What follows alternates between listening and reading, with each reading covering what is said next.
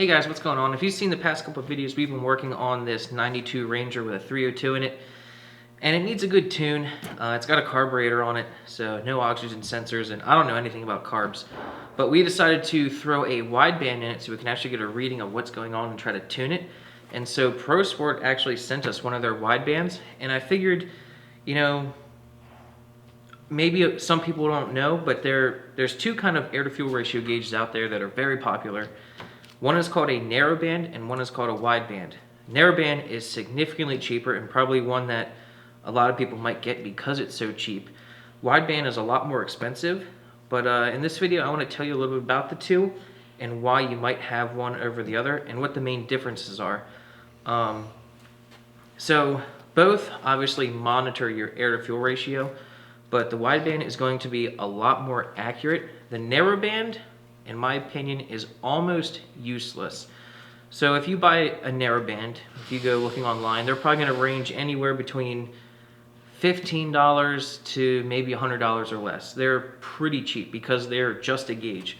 So this is an autometer gauge, just a standard narrowband. And when you buy one, this is all you're going to get. You're just going to get a gauge and a whole bunch of wires coming off of it. And what it does is you just wire it to the ground, a switched ignition source or a 12-volt source, whatever, and then one of the wires goes to the signal on your factory oxygen sensor, which most of the time I believe is a narrowband oxygen sensor, and that only goes from 0 to 1 volt.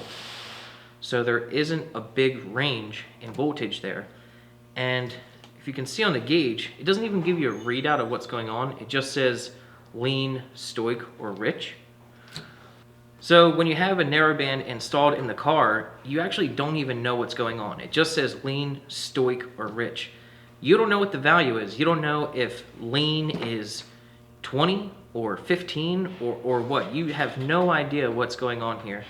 And I actually asked the guys at Pro Sport what the difference is, like why would you even want a narrowband? And basically, if your car is stock and you're just looking for a gauge that moves around and looks cool, then you'd want a narrowband. But it's really not going to help you with tuning or monitoring anything because you don't know what's going on. Stoic is 14.7, and when it says lean, you have no idea what that means. It could be 15, it could be 20, it could be 18, and when it says rich, it could be 14.4 or it could be 10. You really don't know. So you have no idea what's going on with this gauge. So if your car is modified or forced induction or whatever, and you're actually trying to tune and monitor, you don't want a narrowband. You want a wideband, and that's what this is. So when you order a wideband kit, or a legit wideband kit, like this one from Pro Sport, you're gonna get a much better harness, and you're gonna get, what makes it expensive, is the Bosch wideband sensor. This has a much wider voltage range. I forget what it is off the top of my head, but it's much more precise and accurate. You get a whole nother sensor that you put in your exhaust.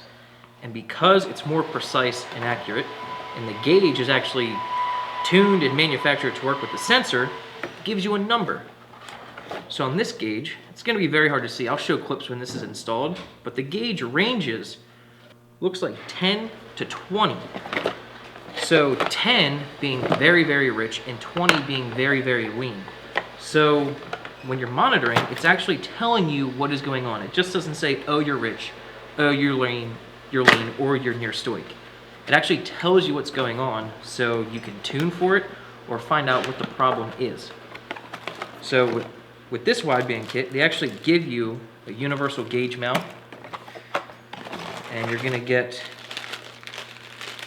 a controller with it. And a lot of widebands, I'm sorry I don't know off the top of my head, but a lot of, I don't know off the top of my head if this one does it, but a lot of widebands you can actually data log with it. So you can connect it to your ECU. Usually if you have a standalone ECU, you can data log what's going on.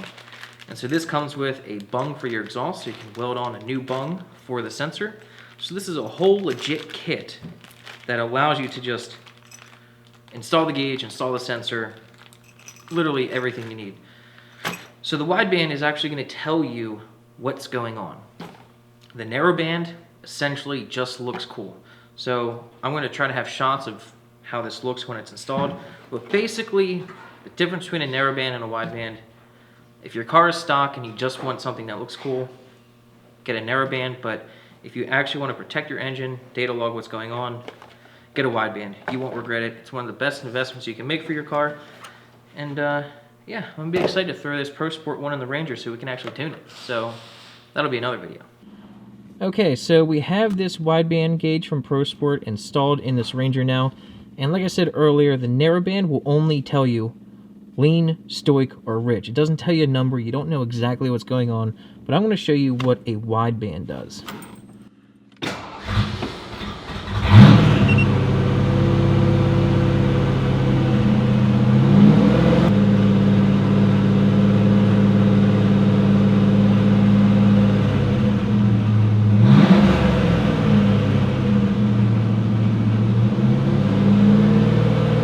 Right now, the truck is pretty much at stoic. It's a little bit lean right now, but the Narrowband will just tell you stoic, or it might be towards the lean side, but it wouldn't tell you exactly what number.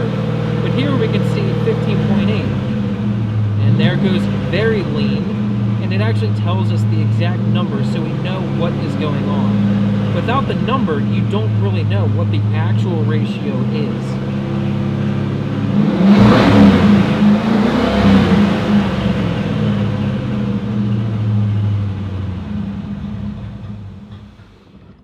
This truck even has an auto shutoff feature.